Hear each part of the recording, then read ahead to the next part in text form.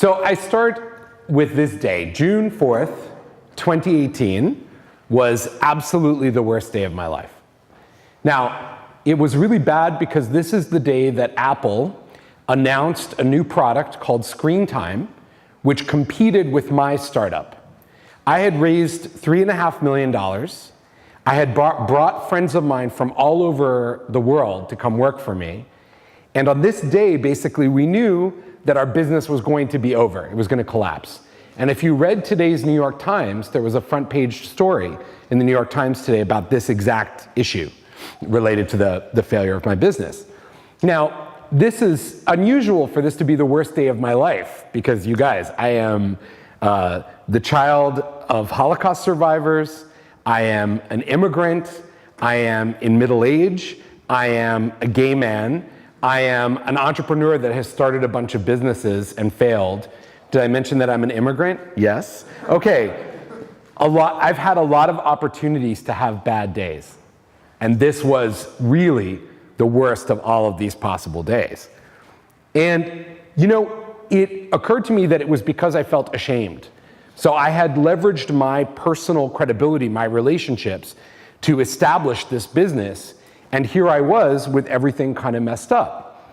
And that was weird because I have started multiple companies. Of the 6 companies that I've started, 2 have been successes and the rest have been failures. And so you would think that 30 years after I started my first company, it's been 30 years between the 2, 30 years after I started my first company, that I would be better at failure, that failure would be easier. Because anything you practice for 30 years usually gets better over time.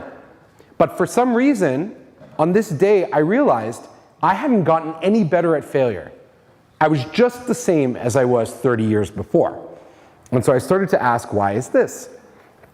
If failure is the best teacher, right? You've heard this from people say before, the best way to learn is to fail. Why does nobody teach us how to fail better? Why do we not have a class in school that is like, here's how you fail, okay? And it turns out that there is an actual scientific diagnosis that you can receive for a fear of failure. If you're afraid to fail, you can be diagnosed with aticophobia. This is legitimate. There are no drugs for it yet, but maybe someday. And when you read in the literature, the psychological literature, on the risks of aticophobia, what causes people to be at risk for a fear of failure, you see these 3 things. Number 1, that you've had a failure before. Number 2, you've learned to fear failing in various situations. And number 3, that you're a perfectionist. And when I looked at this list and I thought about all of my friends who do interesting things, creative things, entrepreneurial things, challenging things, almost every single person has at least 2 of these 3 in their lives. And so it seems like fear of failure is everywhere. So then I said, okay, why are we afraid of failing? What makes us afraid of failing?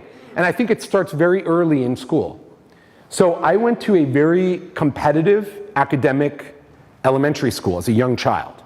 And in school, I remember my teacher saying, if you raised your answer and you made a mistake, I remember my teacher saying, don't waste the class's time. If you don't know the answer, do not raise your hand. They would say it all the time. And so we learn as children to be afraid of failure, to put our hand up when we're not sure if we know the answer or not. And so we're deprived of the opportunity to learn.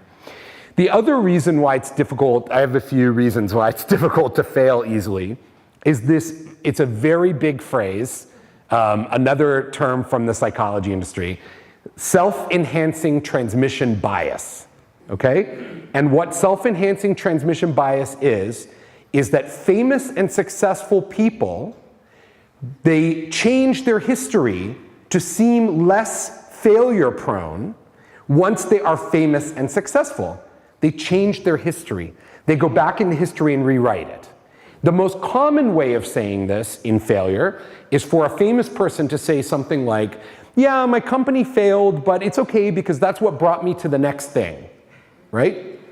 But that's not a really good retelling of the story of that person's arc of what they put in, the effort they put in to get to where they're going. And so one of my favorite examples of this self-enhancing transmission bias is Walt Disney, whose picture is up on the screen. So if you go to the official biography of Walt Disney, the one on the Disney company's website, or you go to the one at the foundation, or you go to the one at the fan club, you will not hear about any of the following things in Walt Disney's life. Number one, his first animation studio went bankrupt. The first animation studio went completely bankrupt. He was penniless. He moved to Los Angeles by borrowing $50 from his brother to move. When he arrived in Los Angeles, he started a second studio and created a character, which was before Mickey Mouse, called Oswald the Lucky Rabbit. He lost the rights to Oswald the Lucky Rabbit by signing a shitty contract with Paramount. So his first actual character was basically stolen from him. When Disneyland was created in his mind, it was such an outlandish idea that the board of the Disney Corporation forced him out of the company because they did not want to build Disneyland. He was forced to mortgage his life insurance policy to pay for the basic expenses of starting Disneyland. And by the way, three of his most famous films, Fantasia, Pollyanna, and Pinocchio, lost millions of dollars when they were first released. And each one of these films almost bankrupted Walt Disney. None of this is in his bio. None of it. Even the failure of Fantasia, which is probably the most famous one of these things, even the failure of Fantasia is not in the official bios. Famous people lie about their failures. And they do it unconsciously. And so I just put up this chart. This is just a conceptual graph, which I think explains this very well. The blue line is the history of the stock market, the Dow Jones Industrial Average, over the last 100 years. And the red line is how somebody like Steve Jobs would describe the history of the stock market if it was his own career. You know? They tell us it's a red line like this, but actually it looks like this. And so we're deprived of that learning opportunity.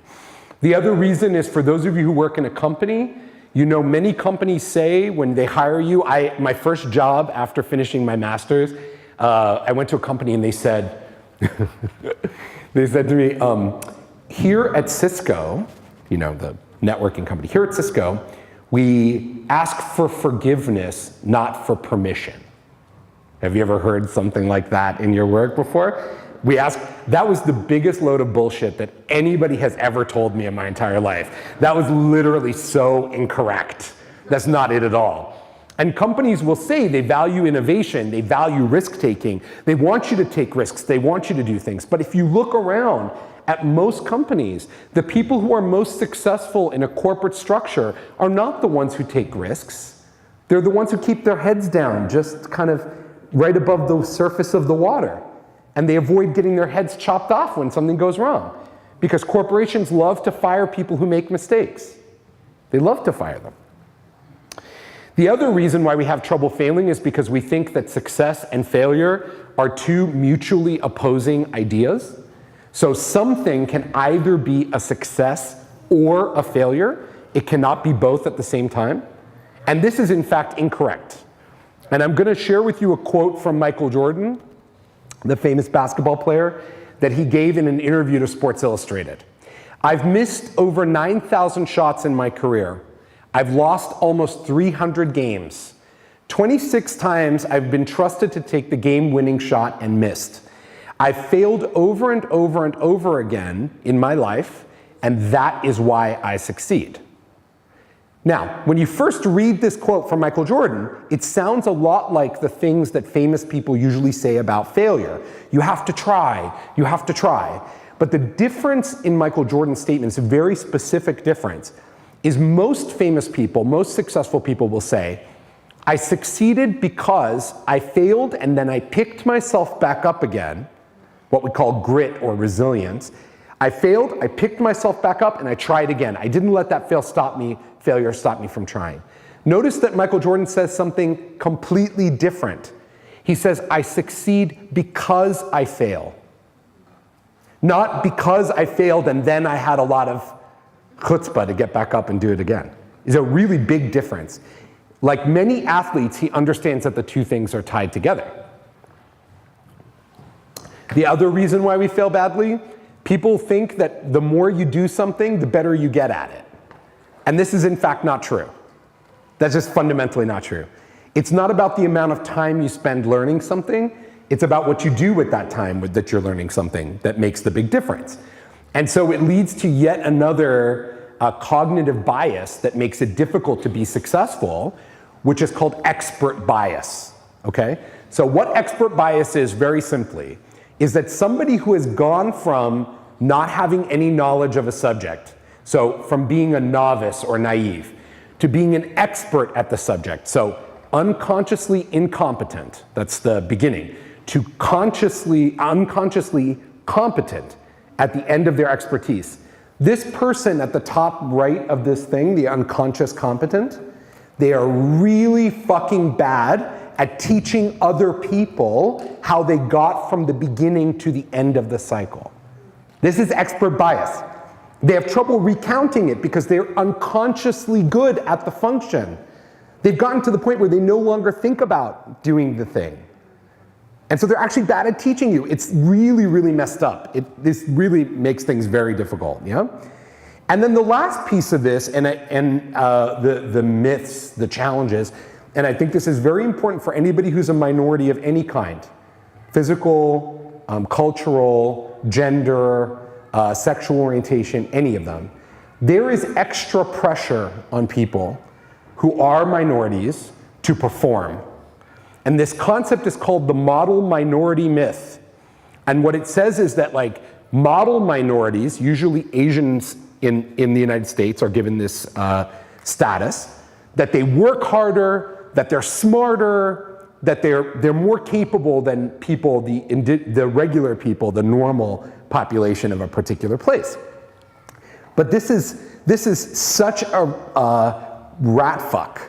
Okay, so if any of you grew up in this environment where you were a minority of some kind and your parents, you were also the minority, maybe your parents said something to you like mine did, which was you have to work extra hard because you're a minority.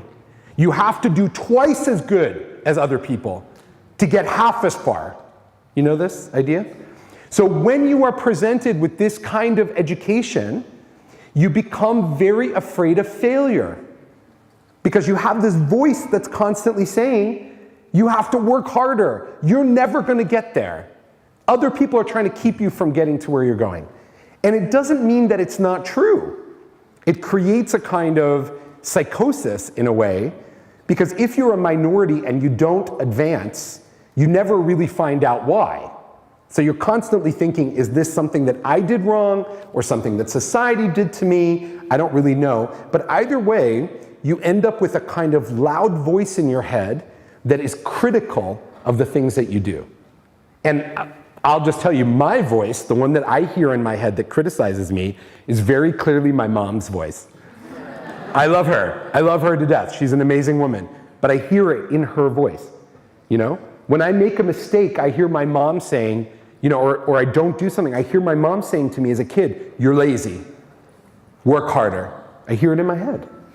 And this makes it more difficult to do your best, to try something new, to fail, because you feel like you're constantly, you know, under this sort of threat. So I want to talk about a different way of thinking about failure. Those are all the things that make it difficult to fail, okay? And if we want to succeed, we have to fail. But here are some different ideas. Companies, people, individuals who do things differently, a way that we can approach the question of failure more inclusively.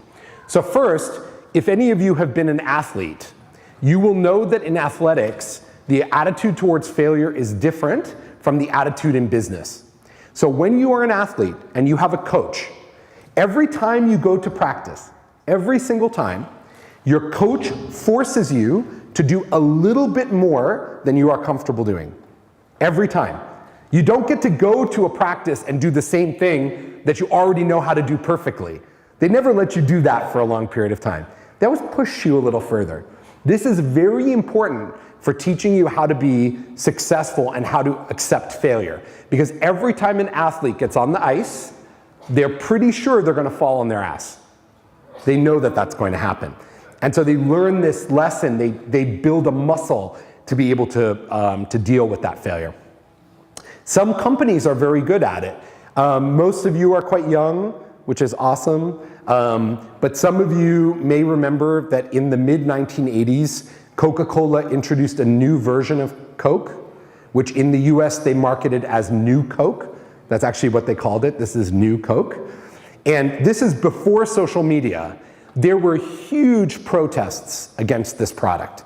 Editorials were written. People actually went and protested at the headquarters of the Coca-Cola company, if you can imagine, like with signs, bring back our Coke, you know? Like it's really kind of nuts, but it actually happened.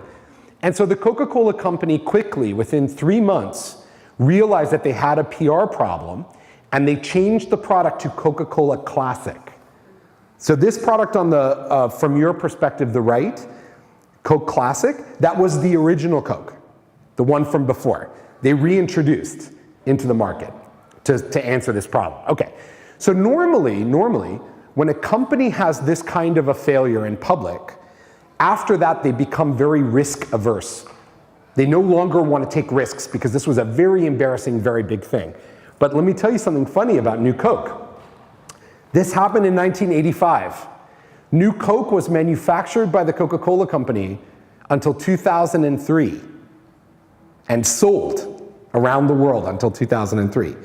Because the thing that happened at Coke as a result of this particular project, they knew that their research was accurate. They did a lot of research on the consumer before they released the product, and more than 80% of Americans preferred the taste of the new Coke to the old Coke.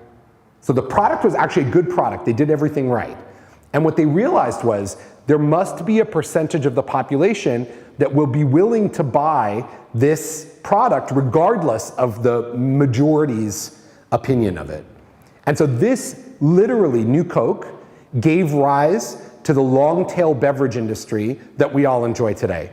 Because I'll tell you, when I was a child, when you went to the store to buy soda, there were 4 sodas. There were 4 sodas. There wasn't like 300 sodas. There weren't like 4 cabinets in every OXXO full of soda, right? That happened because of New Coke, because it taught Coke that, oh, people will buy more marginal beverages, that there's a long tail for beverages, targeting smaller groups of people with different flavors. It was a very interesting example. They could have been risk averse, but they leaned into that and accepted that risk. Google's parent company is called Alphabet. That's the holding company that owns Google. In the last 4 years, Google has killed 46 startups that it created or purchased. Just turn them off. I'm sure some of you have been victims of this at some point or another. The interesting thing at Google is that they decide which products or services will continue based on how many employees want to work on them. So they don't measure it based on the revenues or the number of users or the page views or any of that. They measure new projects, exciting projects, on the basis of whether or not employees want to work on them. And when they don't want to work on them, so when they're no longer interested, they simply cut them. There's no firing. There's no internal recrimination. It just happens. And the last kind of industry example is pharma. So some of you might know that in certain categories of pharmaceuticals, it's very hard to get a product to market. So for new drugs for Alzheimer's, 99% of new drugs for Alzheimer's do not get approved. And so this is billions and billions and billions of dollars. And one of the things that the pharmaceutical industry understands, and also venture capitalists understand very well, but we as people rarely implement in our own lives, is the concept of portfolio theory, okay? So what that means is, so I'll use a venture capital example because it's clearer. For every 10 companies that a venture capitalist invests in, for every 10 investments they make, they expect 8 of them to not return any money. 8 will not return a penny. 1 will return the same amount of money that they put in. So it'll be break even. And one of them will return a fuck ton of money. And that's actually the official term in venture capital, is fuck ton. So one of them will return a lot of money and pay for all the other 9, right, multiple times over. This is portfolio theory. It allows you to take risks with the choices that you make, big risks, so that you can make big wins. But most people don't treat their career as a portfolio.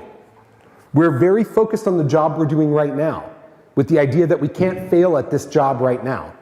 But when looked at over the long arc, in fact, you want to do risky things. You want to take those risks, because 1 or 2 out of every 10 jobs that you try is going to be a really big hit. And the more often you try them, the more risks you take, the better you get at it.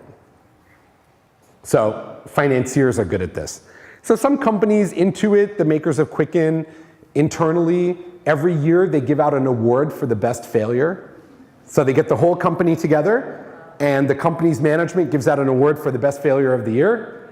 Anytime a product or service or launch fails at Intuit, they throw a big party for everyone in the company. And they do that so that they can learn about how failures will work. Netflix, which many of you may know also, Netflix has a very interesting attitude towards failure. So Reed Hastings, the founder, he was recently interviewed about failure of shows on Netflix. And the interviewer at CNBC said, you have a very good low cancellation rate. Like, you cancel very few of your shows. You guys must be very good at picking shows. And he said, oh no, our cancellation rate is too low.